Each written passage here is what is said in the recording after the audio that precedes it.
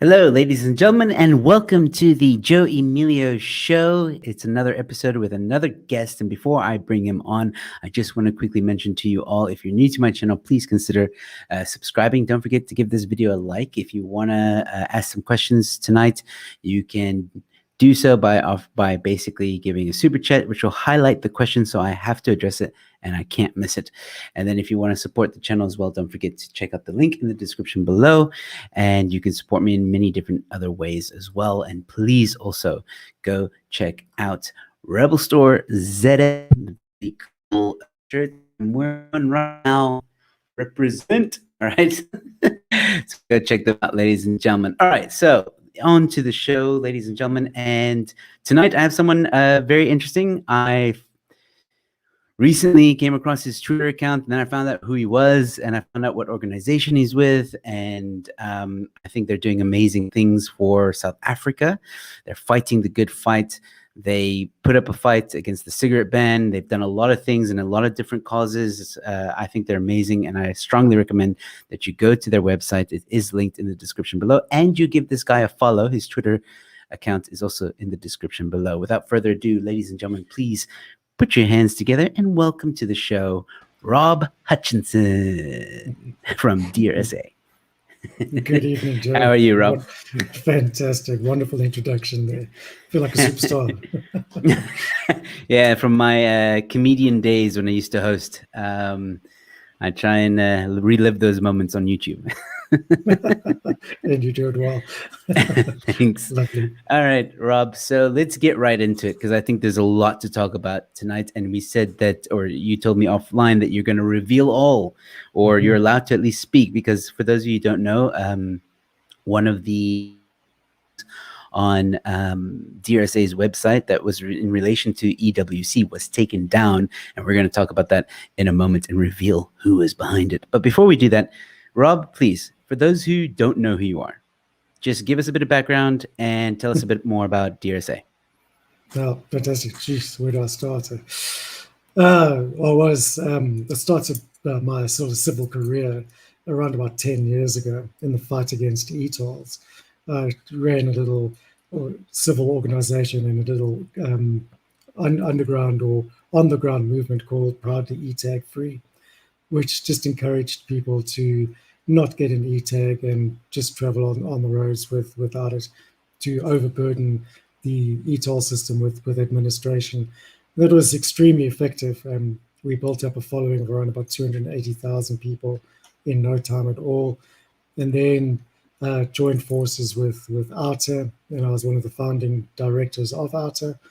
And then that was great fun while it lasted, and left there about 3 years ago, and then started my own organization called Dear South Africa, which focuses on participative democracy. During that time, for a brief stint, I was a politician. I was in the top 5 of COPE as the Deputy General Secretary. And after realizing that politics wasn't for me, and it didn't actually carry the clout that everyone thinks it does to bring about change, I gave that up. So Dear South Africa has been my main focus. It's a fantastic organization that's grown unbelievably strong in a very short period of time. It's been active for almost 3 years now, and got a subscriber base of active participants of almost 1 million people. And we affect government policy before it's implemented, simply by giving the public a chance to have their say on all types of policy or amendments or tariff hikes or any administrative action in a proper, legally recognized manner. So it's not petitions, but actual individual submissions, which government is forced under law to consider and recognize as influencing policy changes. So yeah, it's been a great time. I just want to jump in there, because I think that's very important to highlight, because we've seen over the lockdown like a crap load of petitions. There's a petition for nearly every single regulation that was implemented that people felt was unfair. But you do more than that. You actually fight the good fight in the courts, and you make sure that, excuse my French, shit gets done. Absolutely. Absolutely, we do. So, yeah, the difference between a petition and what we offer is a petition is considered as a single submission by government, no matter Mm, how many signatures it has, because I everyone's see. agreed to the petition memorandum.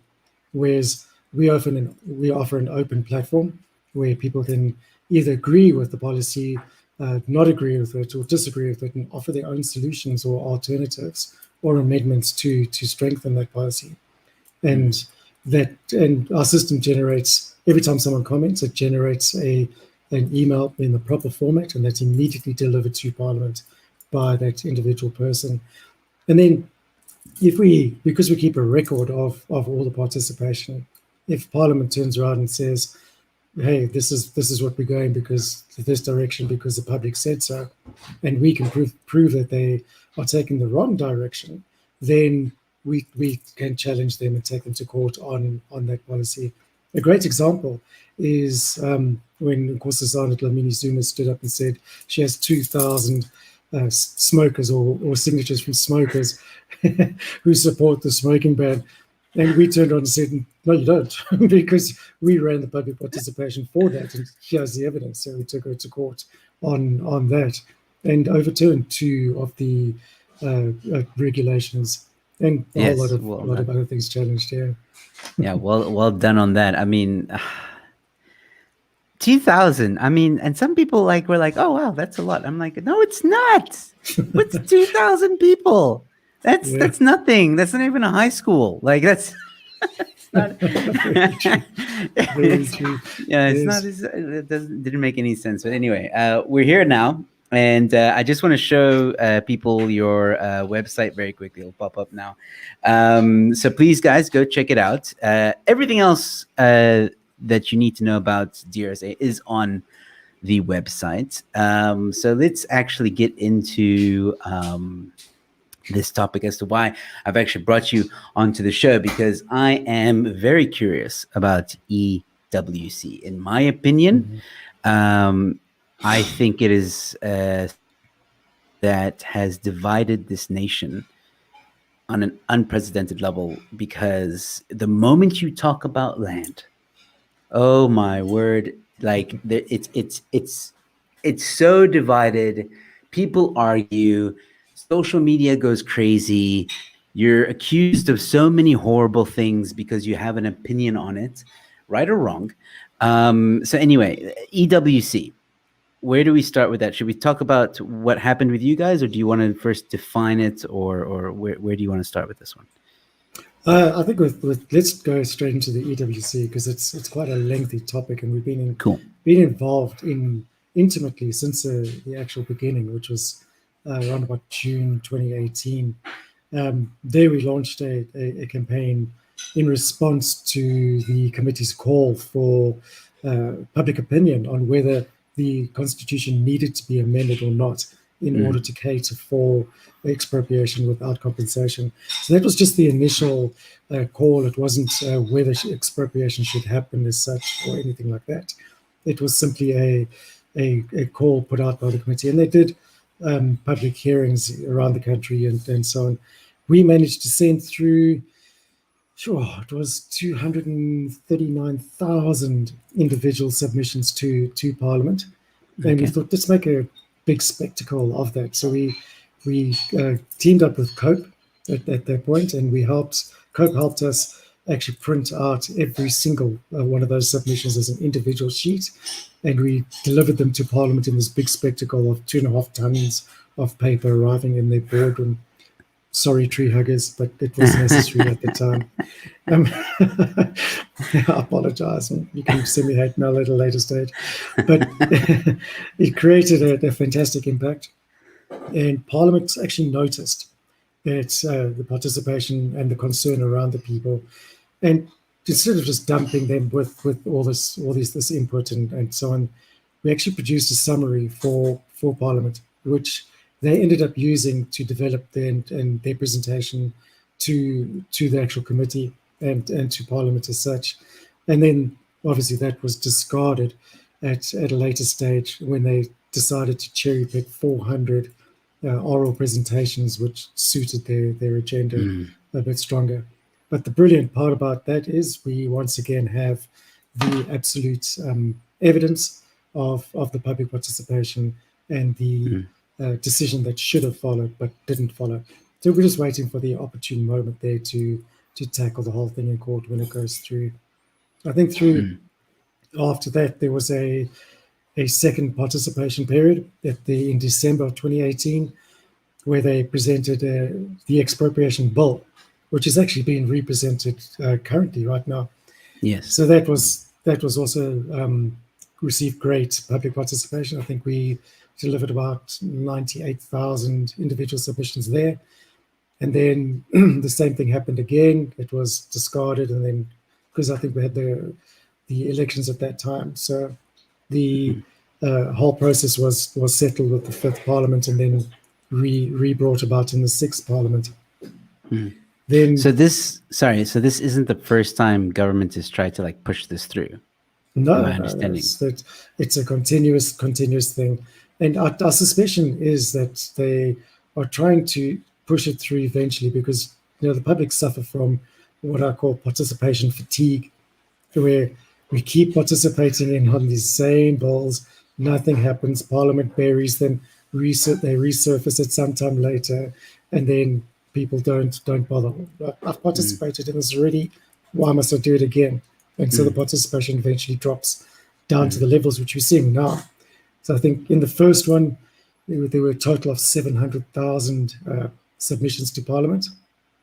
And in this current one, we've only seen about just over 100,000 in total from all the organizations that have been involved. So it's a considerable drop. It is, but it's still better than 2,000 people. Yes, absolutely. It's the smoking gun. Yeah. Okay, I'm sorry, the comedian in me coming out, but I do want to say, because I saw a comment now that Yanni is saying here, this makes me worry, and he says a lot, and it should. This is why I wanted to have the conversation with Rob.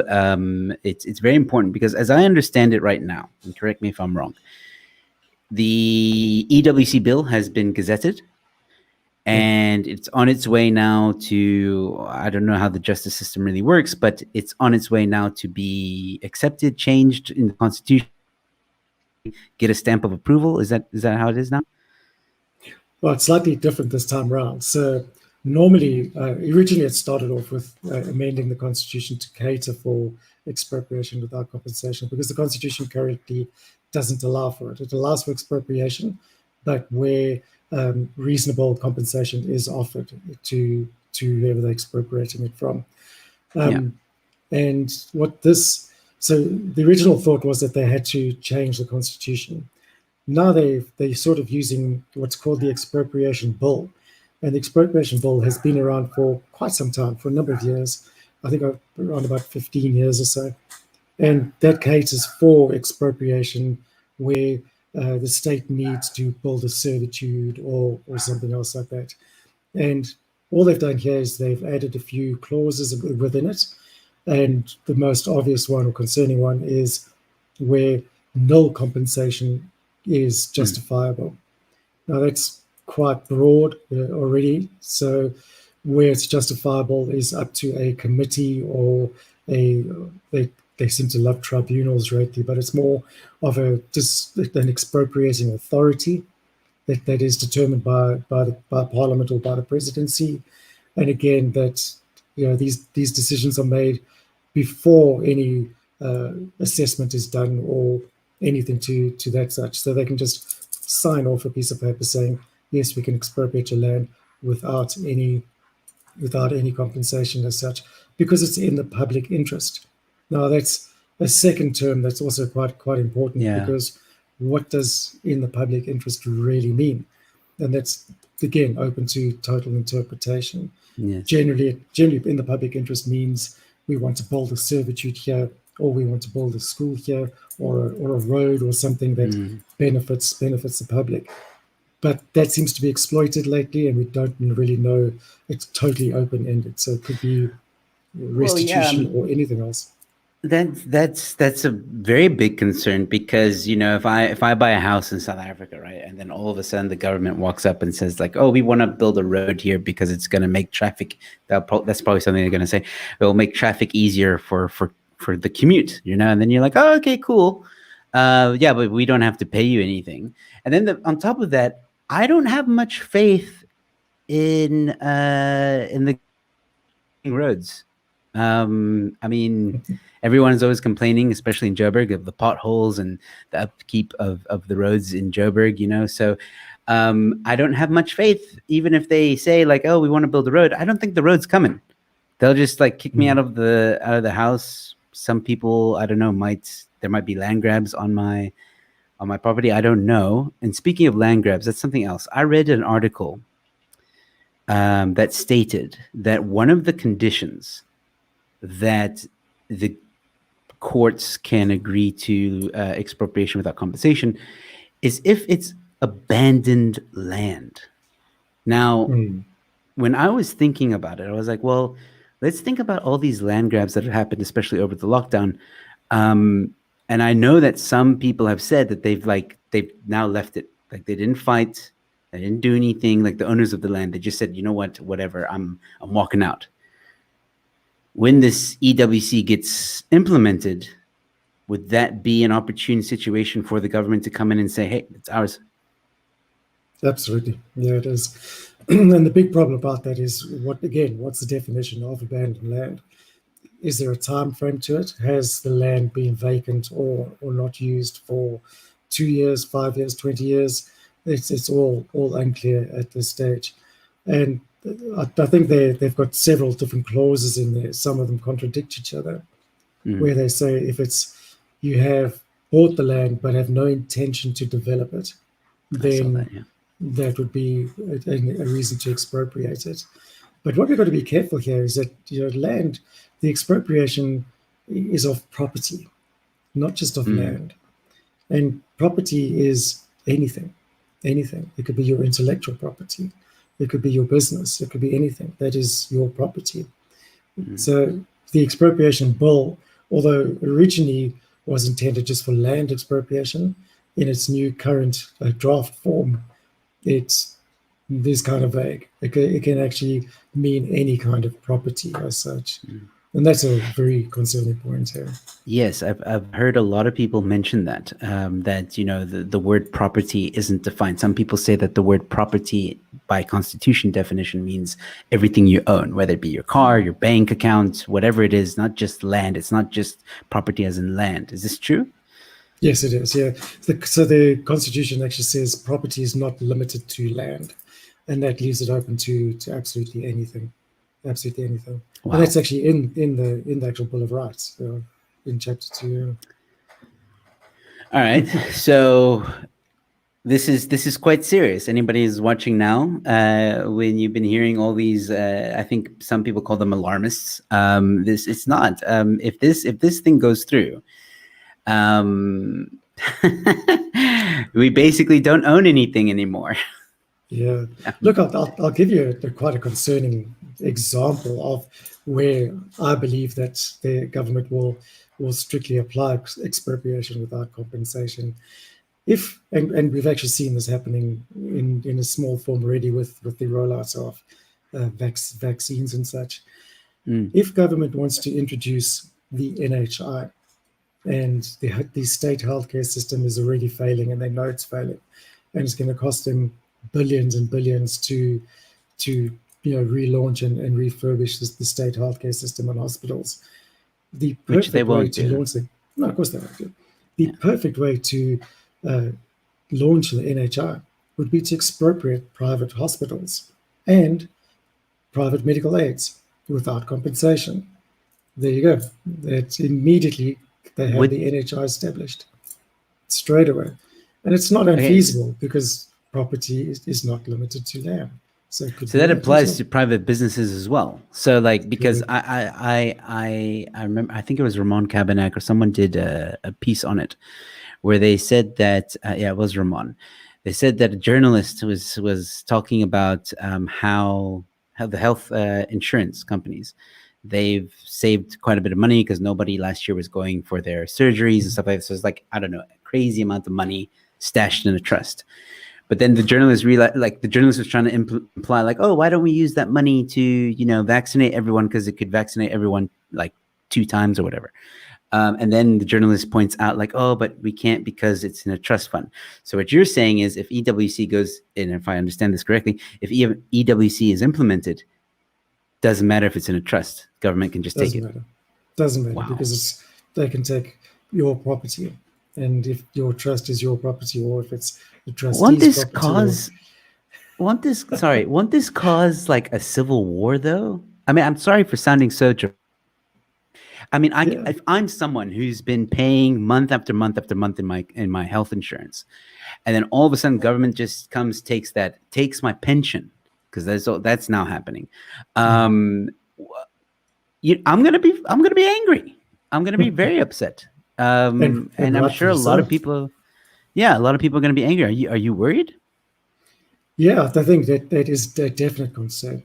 You see, we literally don't know what government's plans are. I think we do know what government's plans are. If you've been following, and you know the ANC's policies of the so-called conspiracy theory around theoretical economical change and their other policies, then you know what their plans are. Their plans are a socialist communist government where the state owns everything. And in order for the state to own everything, it always begins with expropriation of property. That is exactly the way forward. And that property can only be not just the land, but what any developments that have happened on that land. So if you have built a business or a factory, or you've built whatever it is on that land, that is deemed as part of the expropriation process. And we've seen that happen around the world in other communist states. It's not unreasonable to think that it will happen here. There's a lot of people saying, oh, they won't do it, but why wouldn't they do it? Is the correct question to ask. Fair enough. But now I'm gonna, like I told you off air, I'm gonna give you some opposite of the pond arguments here. So I've had this conversation with a few of my friends as well, and some of them say, yeah, but don't you believe in reform, Rob? I mean, it's a good thing that we give back the land to the people, right? That's a common argument. The other argument is, no, the government won't do it. It's different now. It's not going to be like Zimbabwe because the courts get to decide. So what do you say to that? I believe you already answered the second one, but I mean the first one. Yeah, well, even the second one, I can elaborate there. We've seen in this bill, especially, the courts are bypassed in this whole process. So the what they call the expropriating authority makes the decision, and then they expropriate your land. If you want to appeal it, then you go through you have to appeal first to the expropriating authority, then to a tribunal, and then only to the courts at your cost. So they'll keep you in the courts for years. Forever. So you really literally don't have any option there. As far as reform goes, sure, we need reform. And we've had a really successful land restitution process over the past 20 years or so. It's been very successful, one of the highlights of the government, and they've sorted that. And the interesting thing about that is that I could be paraphrasing here, but I think it was almost 90% of people who applied for land were given, well, everyone was given the option of, do you want land or the monetary value? And 90% of people chose the monetary value instead and used that money. So the call and the hunger is not for land. It's to alleviate poverty. And I'm sorry, but anybody who thinks that a landowner is going to be a wealthy person has no clue of how the economy works, because landowners will have to pay rates and taxes. And the way the government has structured this whole thing is that no one will actually own the land. You will lease it from government. So you'll be turned into I don't know, the government will be the biggest landlord in South Africa, obviously. And then everybody else will just be tenants. They're paying rent as such, which is, the common misconception out there that you're going to be given land and you can grow cultivate whatever you want to do on that land and become wealthy. The other Yeah, issue is that it takes a while for farms to become productive. Some never exactly. do. Yeah. Some never do. So it's a terrifying option for all people. I And know. mm, Sorry, I know someone that's in, or that was in Zimbabwe, moved to South Africa, and I asked her. I said, when Zimbabwe went through their EWC thing, did you get title deeds? And she said, yes, we did, but they meant nothing because the government could come at any time, say they wanted, like what you said earlier, they want to build something, and they would just basically say, oh, we're building something now, and bulldoze your house. She's heard of her friends that's happened to her. And she also mentioned that the government also uses it, or the Zimbabwean government uses it as a power play, especially if it's people that are voting for the opposition. Then they'll make oh wow. Mm. is voting for them. Their life's a living hell, basically, which is sad. And when she told me this, I was quite scared because I wouldn't be surprised if the ANC has the same plan up their sleeves. No, I wouldn't be surprised at all. They do seem to praise what happens north of South Africa far too often. But again, we need to actually educate everyone as to the facts behind expropriation with compensation. It doesn't benefit anyone. It doesn't Yeah. benefit anyone except the government, and that's also only short term. Yeah. It will collapse as it has everywhere else in the world, and it's land.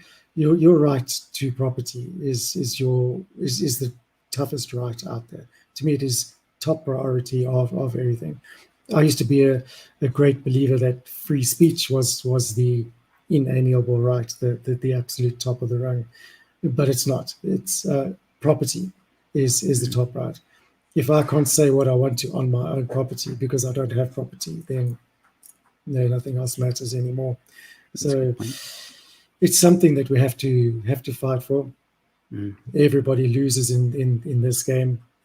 It's not just limited to certain race or certain cultures or Mm. white farmers as such. Everybody gets affected, Yes. and with a growing black middle class, we are also going to have their land expropriated. I think we might see quite a turnaround from coming from that sector as well. Well, I hope we do, because Yeah. they also everybody's in this together.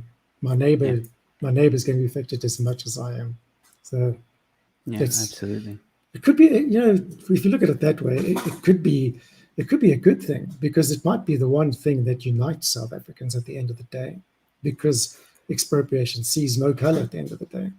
We just got to Mm. somehow get that message across. I think when the first expropriation happens, and it's not a white farmer, then there will be a big wake up call all of a sudden, and that will unite our nation. I I'll wish live I in hope. was. Yeah, I was about to say I wish I was as optimistic. And the reason being is because I've seen a lot, the media especially.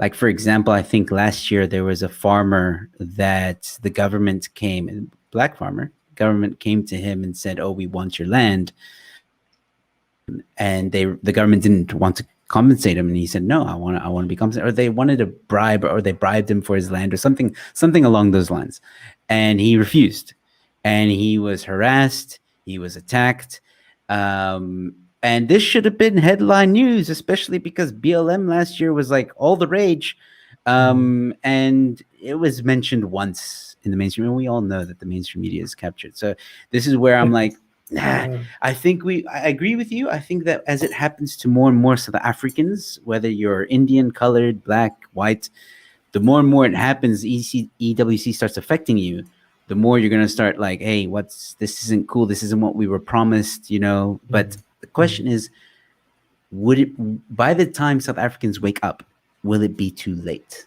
Because I think there is a point of no return, yeah, unfortunately.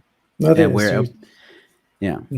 You're absolutely right. There is a point of no return, and I think if you go into depth into this new expropriation bill, I think the way it's presented, it's almost like it's it's a test bed for that. It's a sandbox for further developments, and Mhm. I do believe that they will expropriate land in some sort or form before the end of this year. This bill Oh, has wow. to be rolled out and put into play by, I think, by the end of June or July, and then from that they'll use this to test expropriation through the courts, and the court process, or the outcome of that court process, will determine the future of EWC, whether it's viable or not. So we've got a big fight against coming up, and it will be pretty soon, and it will Sorry, definitely be a court battle. I just want to be clear. So you're Mhm. saying that there's a test, like a experiment Mhm. that's about to happen with EWC. Yeah. So they were gonna like try and implement, or not implement it, they're gonna try and like exercise it, basically. Yes. Yes. Definitely. And Our president actually said that. He said that they're going to use the courts, use the courts to test the whole process, just to see if it can actually be rolled out through this bill. So I'm definitely expecting that before the end of this year. yeah, I remember him saying that they were gonna push it through. I didn't realize it was going to a test, because that is worrying. And I believe, obviously, correct me if I'm wrong, if there's a test of this, we need to be this. And when I say we, I mean South Africans. Every single South African that lives on this or in this country needs to be vigilant and needs to watch this very closely. And for anyone that's watching this, it's in the alternative news media, please, or into alternative news media, please share this and also tell people, we need to watch these guys. And again, go to Dear SA. Let's Mhm. actually talk about that as well. So you guys had a campaign, obviously, to sign up, get people's voices, let people have their say against this bill. So explain Yeah. to us the crazy roller coaster of the past week that's happened to you. Okay, well, it's actually been longer than the past week. It started last year sometime when we took Nkosazana Dlamini Zuma to court. We issued her with a summons and gave her until the 1st of December to reply, or we were going to go to court to have the an extension of the lockdown declared invalid. And all of a sudden, our bank accounts were frozen just as we were going to court, which made it impossible for us to actually go to court. We couldn't provide a fee guarantee. So immediately there was a question like, why would someone do this? And later on through the year, we went through a couple of other issues. We then I'll just jump ahead to right now, then I'll come back to explain a bit more. Then the week or the land expropriation comment period was meant to end on the 10th of February, Mm. and on around about the second or so, uh, we get an instruction from the ISPA to block our bank account, not block our bank account, but take down our website. And no explanation offered. We had a look at the reasons that they take it down, and it's got to be to offending content or something like that. No mention of any specific content was made. The instruction was issued, and they are the regulatory body that governs all ISPs in South Africa. So they gave us 2 days to respond to that, where we could either respond or issue a court order to prevent it. No one can issue a court order in 2 days. So we Mm. responded, and the person who issued the instruction said, "Go ahead, shut it down." So our website was taken down. So we spent a few days in panic mode, moving it offshore to an offshore server, and Good move. eventually got the services up and running again. So yeah, it turns out that uh, it wasn't from government side, interestingly enough. Oh, plot twist. Yes, plot twist. Or was it? We don't really know. We don't really know, because it seems inexplicable that um, two of our own board members would would perform these acts. So yeah, that we are dumbfounded by this. We don't know why they would do that, and it's gone a lot further. So yeah, you can imagine the confusion in my face, especially going, "Wow, okay, infiltration. What's really going on here?" First, they shut down the bank account, trying to kill us. So all the public's donations from the 28th of October going into a frozen bank account, and I had to fund the entire organization from my pocket through loans, through people helping out left, right, and center. I had to set up another bank account on the website so that we could collect donations to keep the public service going. And luckily we managed to do that. But all the recurring debit orders and anything from 28th of October have still been going into that frozen bank account. So it's been a hell of a tough time. And then it's still frozen. It's still frozen. 115 days that account is being frozen. And there's nothing you can do. Going. There's no like you can't like. No, we took them to court. We took FNB to court as well to unfreeze the bank account. And the two directors actually opposed the opening of it, which was mind-blowing. I couldn't believe that they just said no, and the court didn't do anything. The court wasn't like, no, but you have to. You have no grounds. No, they came in with the whole reasons why and everything else, and we approached the court, and it was over the Christmas period, over the holiday periods, and so it was an urgent court appeal, and the court dismissed it on the basis that they said it wasn't urgent. So, yeah, exactly.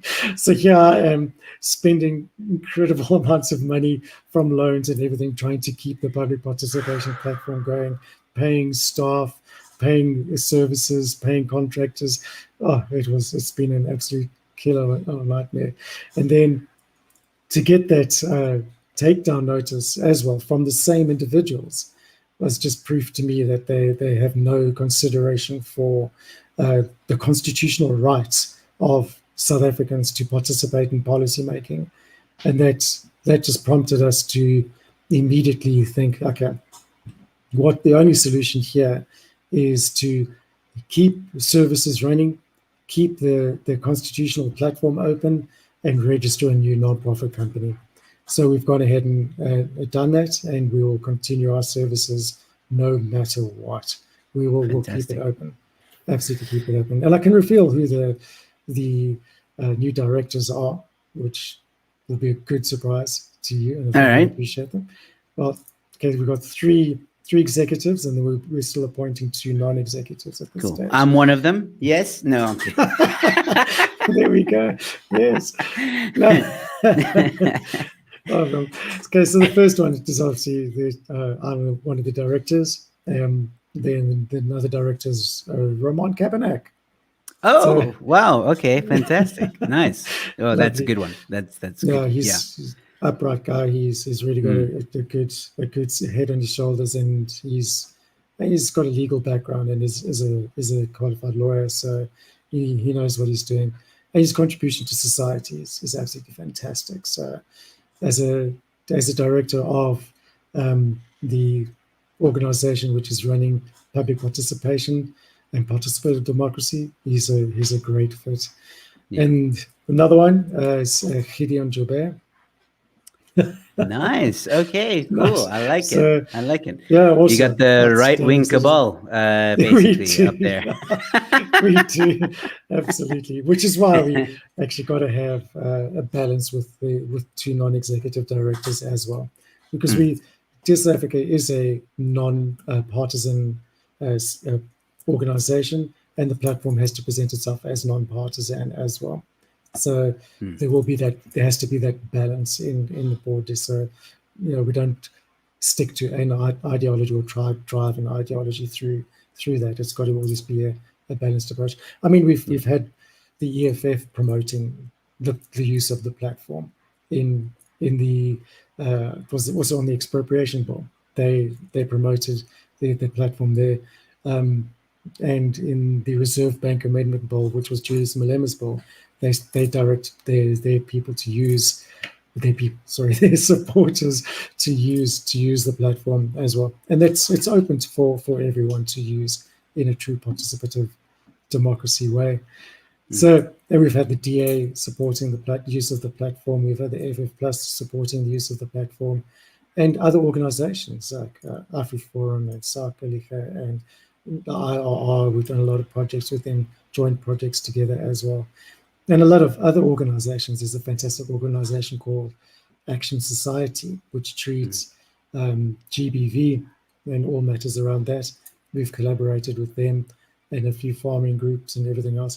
And that's the idea of that platform, is to provide collaborative efforts to amend policy and address policy. We've even done a few projects in collaboration with National Assembly to help their public education office and their public participation initiative and Northern Cape Legislature. So it's really an organisation that sits between government and the public as such, to help government be a better government at the end of the day. That's what we should be doing. Instead of constantly fighting them, we help them be better. I'm going to push back on that. I don't think the ANC can be better. I think they're a lost cause, to be honest with you. For sure. I mean, taking nothing away from what you guys do. I mean, you are probably a thorn in the ANC's backside, without a doubt, which is good. They need to be held accountable, and some organizations need to do it. AfriForum definitely puts ANC under pressure, along with other organizations such as your organization and a few others. And government is not, and I think this is something that South Africans may have forgotten. Government doesn't own us; we own them. They serve us. They don't. They serve us. We don't serve them. That is absolutely correct. And that is something that I feel South Africans have kind of forgotten. And I don't know if it's the society that we live in and mainstream media that has managed to fearmonger a lot of people. And because you often hear when you're with different friends and stuff, if you say, I don't like the ANC or Footsec ANC, they're like, oh, you can't say that. No, but why? Why can't I say it? What's going to happen? No, but that could be considered, the R word. And it's like, why? There's so many governments out there that are failing, not just South Africa. I mean, across Africa and across the world. And look, I'm American as well. I don't like the American government either. I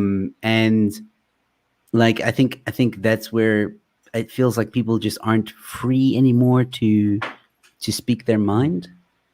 And sorry, I went on a bit of a tangent there, but I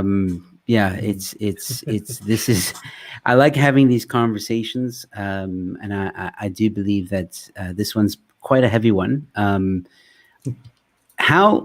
Let's get back to topic. How, if I can say in your professional opinion, you say that they're doing a trial thing this year.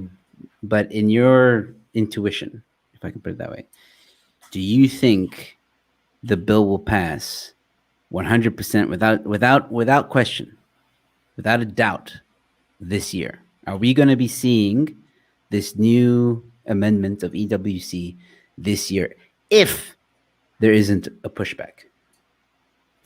Without a doubt, yes. Okay. In a short sentence, yes, I do think so. And that is all the more reason why we need to see more public participation in this. Whether you're for it or against it, you need to have your say. And I can tell you now, most people are against it. In the beginning, when we ran the first one in 2018, it was a 57% split, the people who said no. And we've seen a drastic move towards almost a 90% move now, where people are saying no. Because it's been long enough now for people to wake up to the realities of this. And, nobody, like I said, nobody benefits from it at the end of the day. Only government does, and for short term. So I do believe that if there's a big enough pushback and we do fight this in the courts, There's been a lot of procedural errors as such, especially in the public participation, where we have to carry the evidence for it now. Then there will definitely be a pushback and so from the public. And I think the more people that actually get up and have their say, the better. We need to see, I mean, how many property owners are there in South Africa if we just limit it to land? There are millions, yet we're not seeing the voices of millions of people. If government realized that they are acting against the will of not their citizens, but their voters, then perhaps we'll see a rethink and a schedule of this. The most important thing to any political party is their voters. If the voters feel under threat from their so-called, I don't want to use the word leaders, because as you said, we've stopped seeing them as leaders. They're not, they're servants. So if they see a pushback from their voters, then hopefully they'll rethink the whole thing. Again, it's. I think it's a bit more complicated than that. I mean, I agree with you. If it was a situation where I'll be honest with you. In my opinion, I don't think they care about the voters. They're going to do what they want to do. But if they did care, then yes, of course, they'd be like, oh, well, okay, maybe we're making a mistake here. We want to remain, the leaders, improve ourselves and stuff like that. But yeah, I don't think I've lost hope in the current government.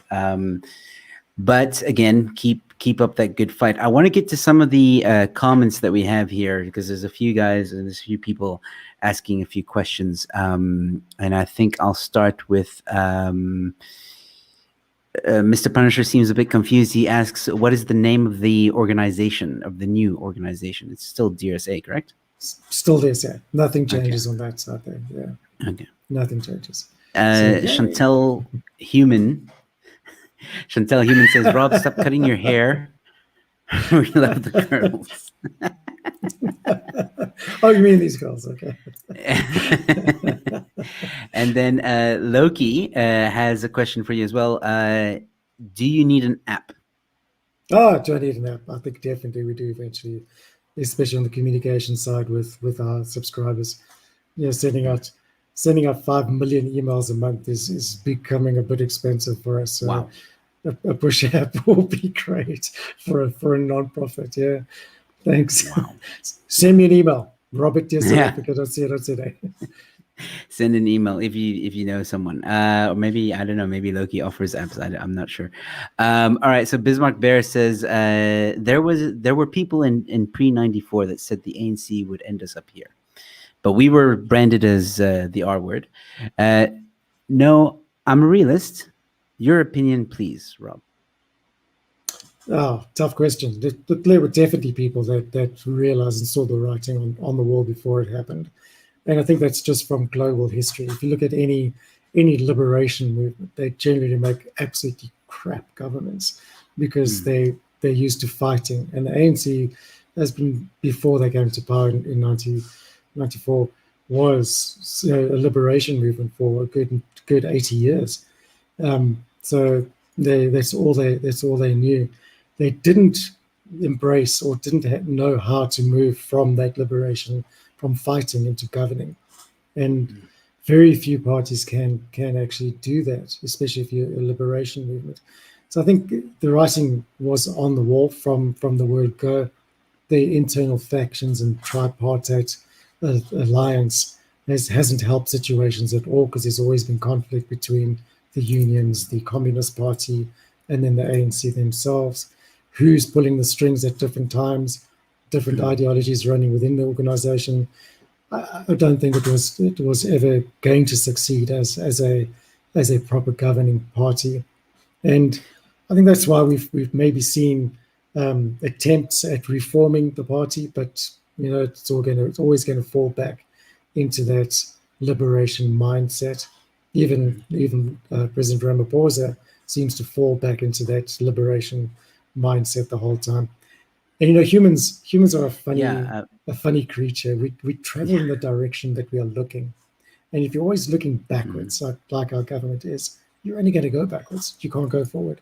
So, Very true. yeah, I don't think it Very, has very anything true. to do with racists as such. It's just the fact of liberation movements. Yes. And I agree with you 100%. I mean, I watched Cyril's little birthday speech in January, and he praised the Communist Party, and that's when I was like, whoa, anybody who watches this should be alarmed. The moment your government, who claims to be a democratic government, starts praising a communist party and saying that they are the greatest, one of our best allies, and saying that they have influenced a lot of the work that the ANC has done, hello, he's telling you. Yes, he's telling you literally straight. telling you. Yeah. And nobody bats an eye. Nobody, and obviously the media doesn't care because they're like, "Yay!" But one more question. Yeah. This is from Yanni asking, "How much are we at risk in suburbia?" Well, I think your risk is doesn't matter where you are at this stage. It's not about farmlands being expropriated. It's about all property being expropriated, and in the public interest is again very vague. It's been presented as farmlands and so on, but it's definitely not. Definitely not.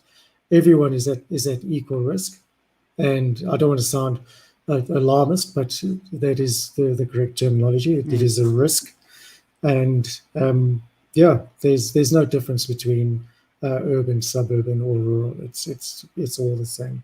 It's not even defined.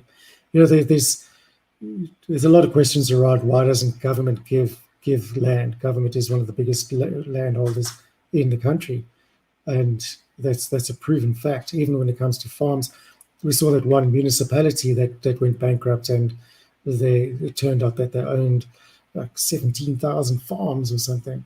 It was insane. How does a municipality own that much land? And it's simple, because government does own already. Why don't they start with that first? Give out the land that they own first. And that's what I keep saying. It's not about land. It's about property. And I honestly believe that it'll first be very specific land and very specialized land, but disguised as land expropriation, but they want the business or building or whatever's on that land rather than the land itself, to roll out the radical economic change or whatever it is that they call. Yeah. And then just another question. Does Dear SA have a Telegram announcement channel will help spread info? Do you guys have any form of Telegram group or channel? We will do in about 5 minutes.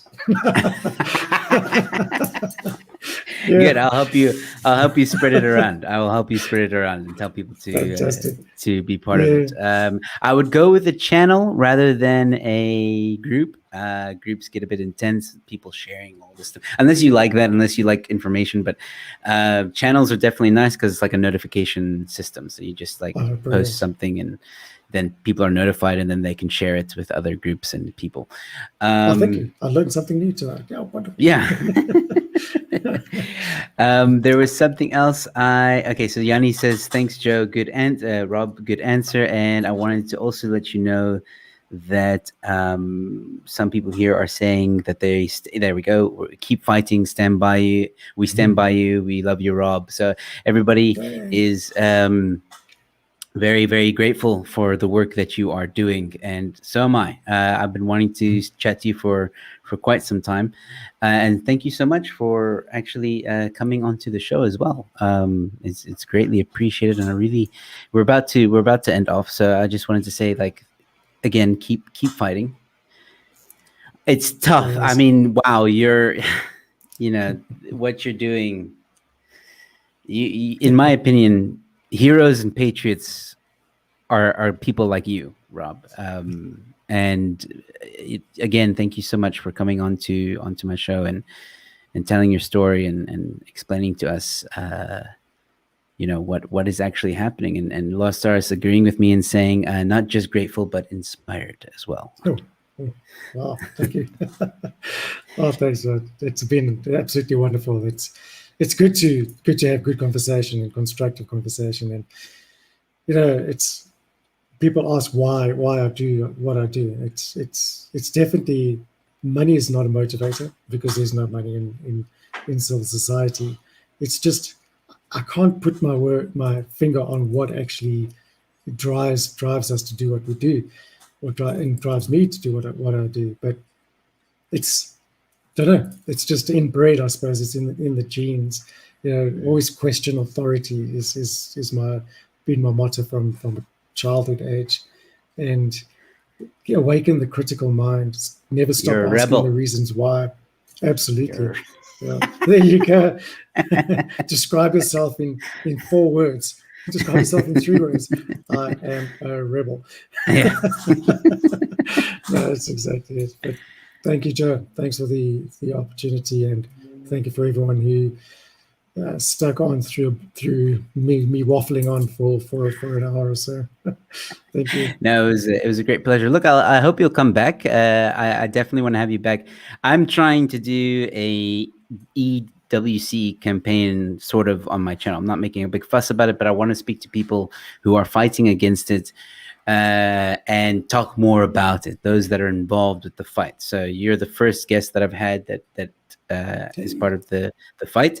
And if you know anyone else that might want to elaborate a little bit more, or if you want to come back again, give us an update on how it's going. I would love to have you back for an update, and we can chat more about that. And I'd also like to chat to you about the freedom of speech thing. I think you and I can have fun with that one. We can absolutely. Oh, that's some good views. We'll have to censor it there. Yeah. Yeah. Okay. Good one. I like that one. All right. Cool. Well, Rob, you can either stay on or you can leave. I understand. I'm just going to do a quick outro, and then I can give you a proper goodbye backstage. Or if you have to go, I understand. It's up to you. I'll stay on. All right, cool, Rob. I'll chat to you soon. And Rob, ladies and gentlemen, that was Rob Hutchinson once again from Dear SA. Please go to their website. Okay, the link is in the description. This is what it looks like.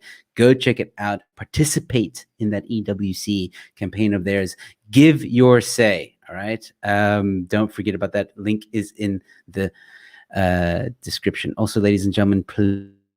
Far and wide. I think this is a very important conversation, and a lot of South Africans need to hear what Rob has to say. Like I said, I'll have other guests hopefully later on in the week or in the weeks to come talking about EWC. And if you have any questions, if you're watching this after the fact, please leave a comment in the comment section. Let me know. If Rob comes back, I'll ask him next time when he's on the show. We can have a conversation about it. So thank you all so much for tuning in. Thank you all so much for the questions as well and for the interaction. I hope I'll see you again soon. If I don't see you, I don't know when I'm going to. I think I'm going to have something up tomorrow, maybe after. But if I don't see you, then, oh, wait, sorry, there is a show. Tomorrow is Tech Tuesday with Yanni and myself. We're going to be talking about the privacy of social media. How private are they really? So come check that out. And if I don't see you there, ladies and gentlemen, please stay safe, be kind to one another, and I'll see you at the next one. Cheers.